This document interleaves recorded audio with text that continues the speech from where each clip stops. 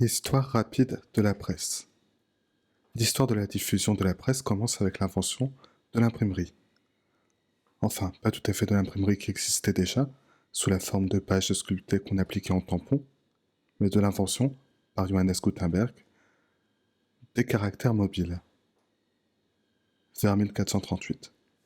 Tout à coup, on était capable d'imprimer toutes les pages d'un livre sans avoir à sculpter la moindre planche, et le meilleur dans tout ça, c'est que les caractères étaient réutilisables à l'infini pour tous les livres à venir. C'est cette même technique d'impression, avec des lettres tampons, qu'on utilisera plus tard dans la machine à écrire, l'ancêtre des ordinateurs modernes. Mais ça ne suffit pas à développer la presse qui, encore longtemps, se contentera de s'afficher sur les murs, collés à ce qu'on appelle les placards, des panneaux ou des boîtes fines, parfois vitrées, sur les murs des bâtiments officiels, et qui indiquent aux passants les informations.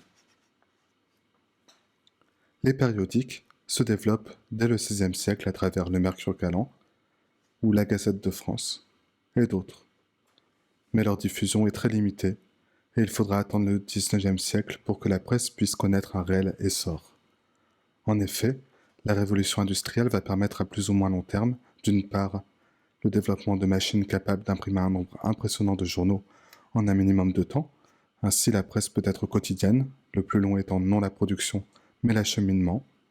Et d'autre part, l'augmentation considérable du nombre de personnes lettrées, sachant lire, à la surface du globe.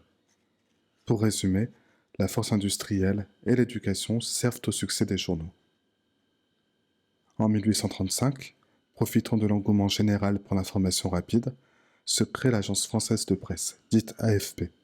C'est une agence privée française qui réunit les informations, les vérifie, les traduit et les transmet à ses abonnés, c'est-à-dire des journaux et des magazines, en des temps records. Et la presse devient un objet légal avec la loi du 29 juillet 1881, dite Loi sur la liberté de la presse, et qui établit, en somme, ce que sont les droits mais aussi les devoirs d'un bon journalisme.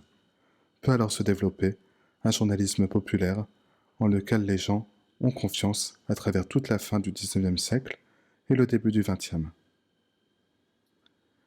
Mais au XXe siècle, la presse est confrontée à de nouveaux défis, avec l'apparition progressive de la presse radiophonique dès 1921 et surtout de la presse télévisée dès 1944.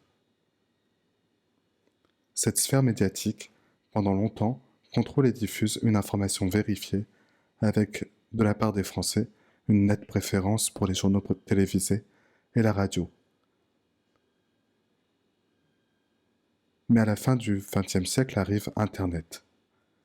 En effet, si le web est un moyen génial de récupérer rapidement des informations, la presse classique va également devoir l'investir pour survivre avec des journaux numériques et des podcasts.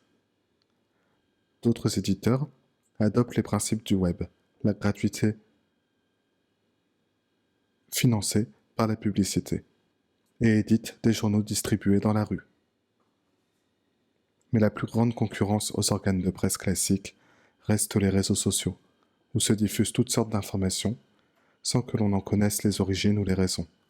Et personne, pas même les journaux qui reprennent parfois de ces informations, n'est à l'abri des désormais célèbres fake news.